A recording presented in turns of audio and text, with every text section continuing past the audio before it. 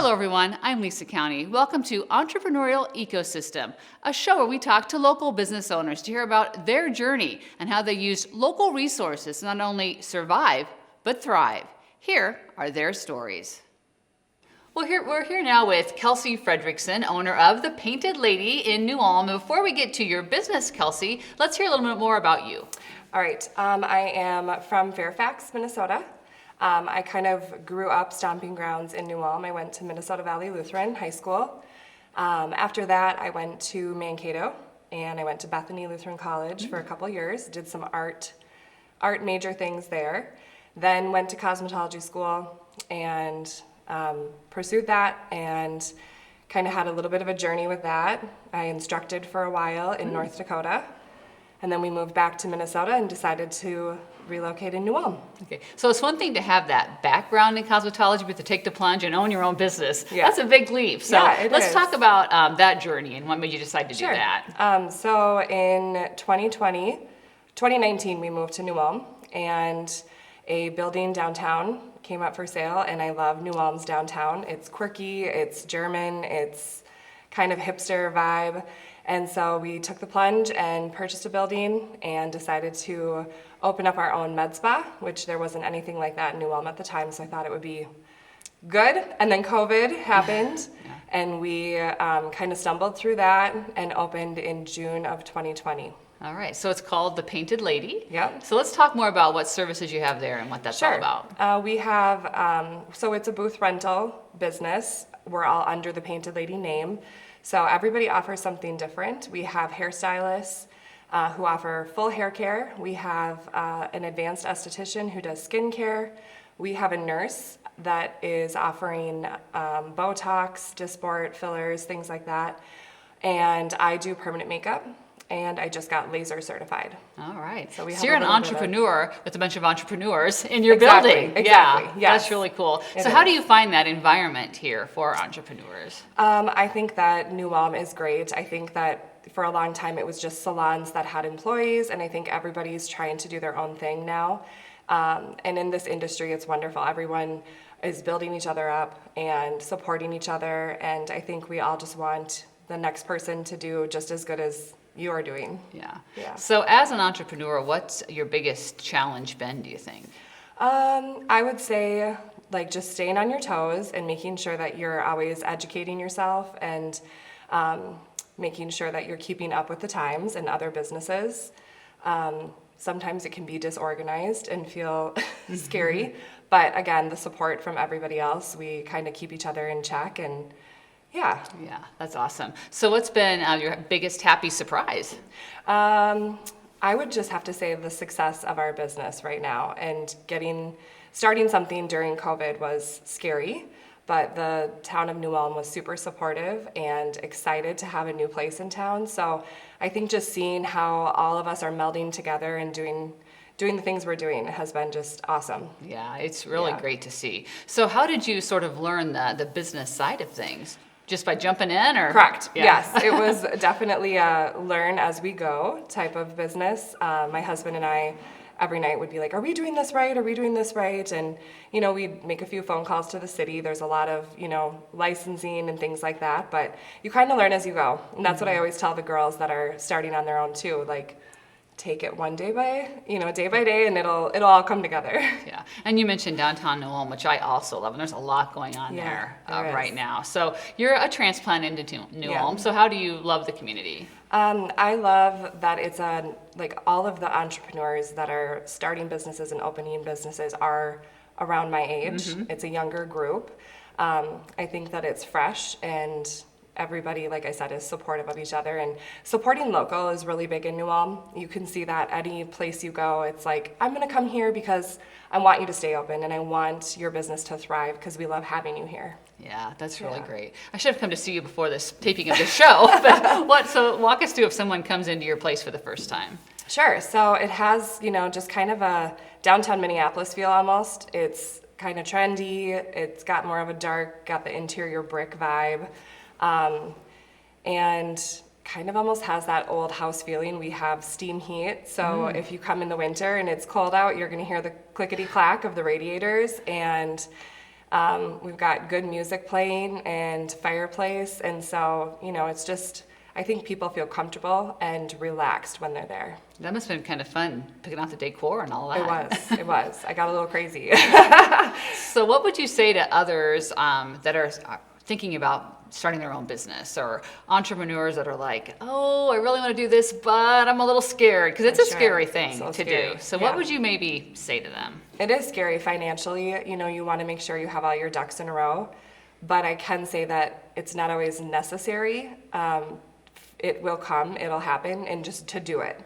To take the plunge and go for it, you won't regret it. Everything in life is, a learning experience, and I think even being able to say you did it and you tried it, even if it does fail, is such a huge achievement. Mm-hmm. And what's next for the Painted Lady? Again, day by day. Yeah. Like I said, I just got laser certified, so we're really always looking to have the next best service and the things that aren't being offered here in town to keep our residents local and not have to drive for these services. We opened up the Hive, which is above the Painted Lady. It's a little wedding. Brides rent it out to get ready for their wedding day. Oh, neat. So we kind of, tap that on with the Painted Lady. Our stylists go up there and do hair. It's just kind of a fun little space. And was that an idea born out of just seeing what was needed? Yes, Yeah. and we had the space. Yeah. When we purchased the building, it was vacant and falling apart upstairs, and we went up there and just remodeled, and I thought with the wedding venue inspired just coming across the street too, that it's just, I think there's a need for that in town here. There isn't really anything like that. Mm-hmm. We should let people know where to find you. Yeah, we're, if you know where the Kaiserhof is, and we're on that same side of the street, just down a couple businesses right next to Pub 209, across from the Grand. All right. And then online as well, I'm sure. Yes, so we are Facebook, Instagram. We do have a website, so you can go on there and check out all of our services. Is that how you get the word out, or how are you letting folks know about these Yeah. new services? Yeah. Exactly. So primarily Facebook and Instagram are our biggest networking tools that we use. But I think honestly, word of mouth is huge in New Ulm, and just us delivering the best services we can, it gets out there.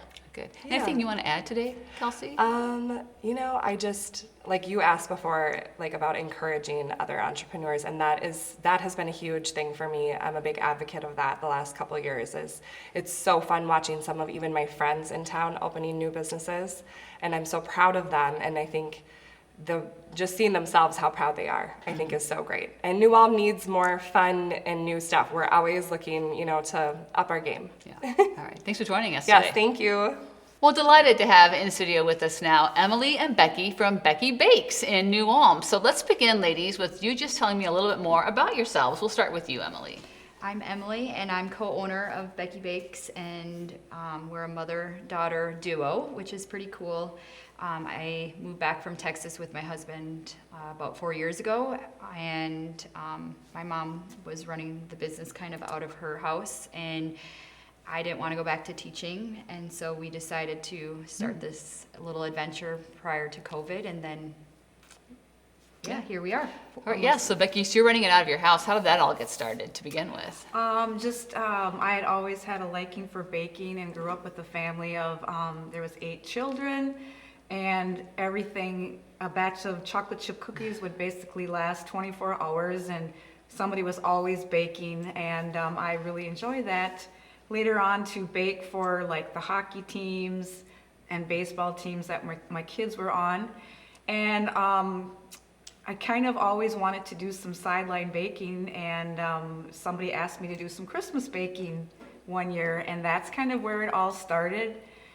So I ran a little small business out of my house, but it grew, and then my daughter just was determined to try a brick and mortar business in town, and we found a little historical building, and the price was right, and so here we are. I like that word when you said determined. That is what it takes, isn't it, when you're an entrepreneur, is determination.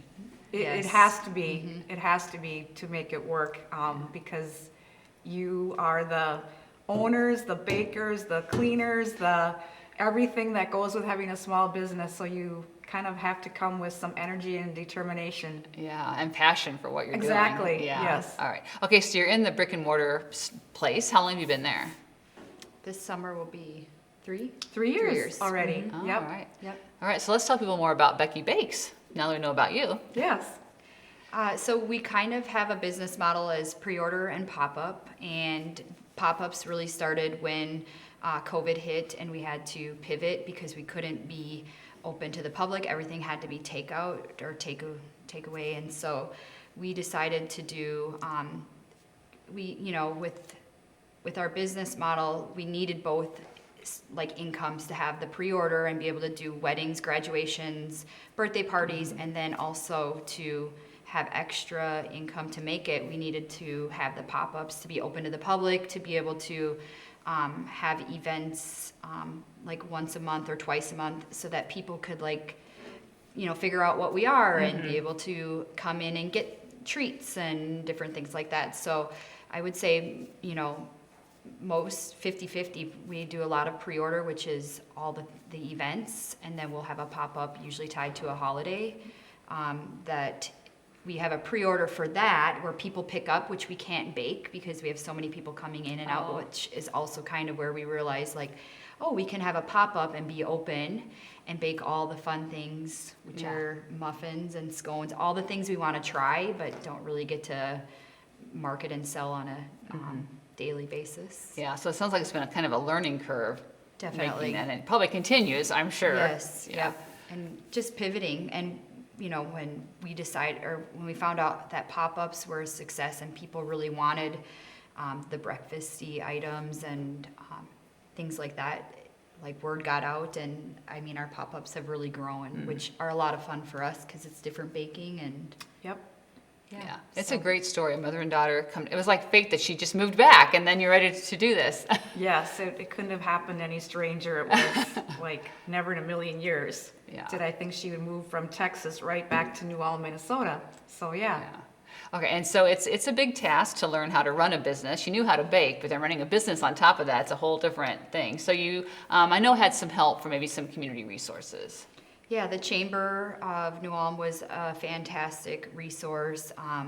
There were so many things when COVID happened, grants and funds that were available through New Ulm and, the government, and whether it was state or federal. So it was always pushed out to us, small businesses, hey, this is available, which, tremendously helped us, or they would post on social media. So they were just great to connect back to them. And yeah, it's, just the community support in general, to make a small business go really has to be there. We have lots of great things, and, it's more than just a product. It's getting to know your customers. We truly are appreciative. We've gotten to know so many people that share their stories with us. We have great customers. We are very blessed. The support of our customers has been overwhelmingly good, and we've really needed it because of COVID and all the high prices that came. We really thought COVID was going to be our biggest hurdle, but it kind of, the after effects of COVID and the high prices have definitely created new challenges for us, and so we continue to have great customers that come out to support us and still get their birthdays and their treats from us. So we need that to stay alive. So Thank you, New Ulm. Yeah, definitely. So describe what a day might look like for the two of you. They're long. Yeah, but you get an early start, I imagine. Mom is there opening the doors probably about 5:30 on a daily basis, average. Busy seasons, heavier seasons, Christmas, and now May and June with graduation and wedding. Sometimes earlier, 4 pop-up days. We're there about 4, if not a little bit before then. And she gets the ball rolling. Yep. Well, Emily has got 2 little boys, so she needs to get them off to preschool or daycare. But we usually do we kind of do have a routine where the first part of the day just works really well to do our cart of cupcakes and orders and cakes that we have to do. And depending upon how much time we have left, from there we will pick and choose. She usually is the organizer and has everything written down, what's all got to be done. And so then, depending upon how much time we have, we look at that sheet and determine, well, is it going to be cookies the rest of the day, muffins the rest of the day, scones? Because we kind of gauge how many hours we have left or how many hours are in the day. She has to pick up her little guys at 4. So, yeah, it's crazy how that has just kind of fallen into place, what happens on a day. And we just work well together and can kind of read each other's minds. So, yeah, it's good. Now, I'm willing to bet 5 years ago, you said you were a teacher. I bet the word entrepreneur wasn't probably even in your mind, was it? No, not at all. Yeah. I never thought I would own my own business, or I never thought I'd leave teaching. I really didn't. I thought I would, and not that I wouldn't go back someday if, you know, she decides to retire. I don't know what I'll do then, but it's allowed me to network and meet some really great people along the way. Other form the partnerships with other businesses in New Ulm. Minnesota Ice, we do ice cream cakes and they do the ice cream obviously, and then we do the cakes and the decorating. But that's been really fun to have and get to know them. And we've gotten asked to do a lot of just different pop-up events. So yeah, that's good. And what would you say to those that might be watching that are budding entrepreneurs themselves and maybe just a little scared, because it's a scary thing, right? Yeah. Take that next step. Start small and focus on your niche. Like for us, everybody was like, are you going to be a coffee shop? Are you going to be this? Are you going to be that? And it's like, we need to do what we do best, which is bake cupcakes and cookies, and that's where we started. And then as time went on, but like we started small. We grew out of our building so fast, but we're still there. I mean, and we could, but like that loan per se was manageable for us to take on with a brick and mortar. But I would say like your banker, helping with our business plan is a great resource. Just asking questions. You just have to start somewhere by asking one person, and they'll direct you to the next person, whether they can be of help or not. They'll pass on another name. Yep, and one of the biggest pieces of advice, and Emily mentioned this, was do what you do and do it well. And many people were asking, are you going to do this? Are you going to do that? Are you going to do this? And we were like, maybe eventually, but for now, I was glad that Emily was kind of in charge of the shop, because she left some decisions to be determined after we got in there. And I was more like, well, no, we need to know what we're doing right now. But it was good because we found out that we did not have the room for a coffee shop. We did not have the room to have a big counter open every day. So we did start small, and I'm very thankful that that's how we grew to know what we wanted to do or didn't want to do. But we had a lot of people that said, that were in businesses, that said, just don't make yourself so thin that that you're trying to do too many things. And so that really was some of the best advice anybody could have given us. Yeah, that's great. I'll put you on the spot a little bit now. What's the best thing about working with your daughter?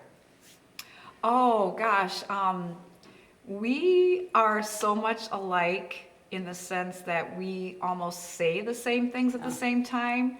We have thought about the same things in the evening and come back the next day, and it's crazy what we will both said. What about this? And also Emily is hardworking, ambitious, scrappy. She is self-conscious about making everything look how I had things. She's got great ideas, and we do have little tips, but we can leave the shop, and it doesn't matter. It's your unconditional love for your kids. Yeah. So that's what I like working about you. What do you like working That about was my me? next question. Mom, she is, there's only one of her.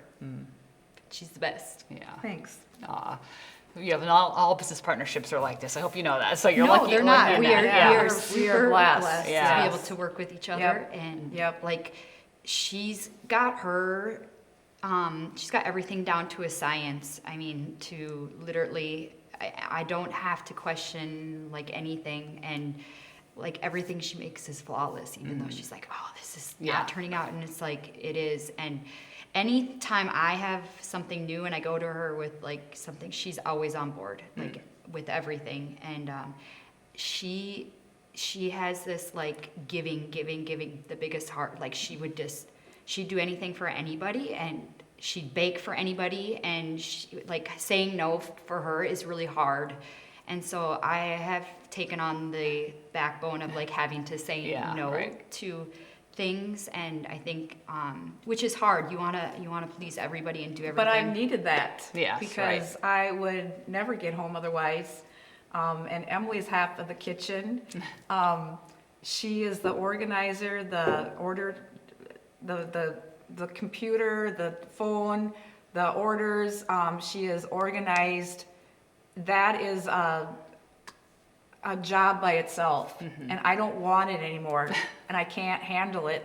So I don't even worry about what's going on her half of the kitchen, because we both just know each other so well that she's doing this and I'm doing that. And we do everything together, Right, you know. right. Yep. But Yeah. she's got a love for her customers, which I have like watched her. That has been really cool, because she does, like, so many people know her, and so when we have our pop-ups, it's like become like, I want people to see us as a duo, and like I don't want to ever, you know, like offend anybody, or so it's just like I've been able to watch and follow in her shadow as far as, you know, but it's really a really cool team. And we just like, she was like, no, our name needs to be something else, and I was like,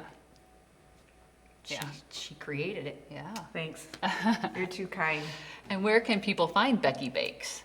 You can find us at 213 South Minnesota Street, right at the end of the one-way, next to the rainbow colorful houses. Yeah. And It's a neat area. yeah, and but we predominantly, the best way to get a hold of us or find like even just out is checking our website. We post all of our specials there.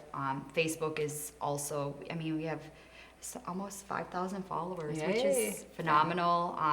There's a couple New Ulm community pages on Facebook. They share everything, and there are 2 or 3 people that run those pages. I mean, it is a little business in it. I mean, they don't get paid, obviously, Right. but I mean, sharing everybody's specials in town, like from every restaurant to events. I mean, like, they're constantly sharing, which is huge for us. I mean, amongst our own followers, you know, the algorithms change and things like that. But I mean, New Ulm is really good about sharing. We have great followers that share all of our posts and specials, and so, you know, there's lots of different ways, but the number one ways I think are like any type of Facebook, Social Instagram, media. social Yeah. media, our website, you know, right. so. Well, thanks. I know how busy you both are, so thanks for your time today. So, Thank Becky you. Bakes, yes, it was a Yes. pleasure. All right, well, in the studio now we have John Berwick with the Pinball Place, which is a really cool, there are so many cool places in New Ulm, but that's one of a very cool one, and we're going to talk about what that is in a minute. But John, I want to first of all talk about your background and how you even got to the Pinball Place. Well, I guess like a lot of us my age and other ages, someplace along our misspent youth, we found pinball machines, pool tables, whatever. But pinball machines was always kind of something I really enjoyed to do. And they used to be everywhere. You go into a drugstore, a restaurant, a bar, whatever, there was usually one there, or maybe a couple. But anyway, I enjoyed playing them. And so I always had this thing for them. And about 20 years ago, kind of just stumbled across an ad for a used pinball machine. And I'm looking at it and I'm going, yeah, that'd be kind of neat to have one of my own. So I bought one. And that's where it started. And then I just, found another one, and then I found another one. And all of a sudden I had a number of them, so I started collecting in my garage at home. And I had maybe 20 of them set up there. you know. Wow. And I do have a building that I rent out, and the tenant had left, and I was trying to decide, what to do with the or as far as that space.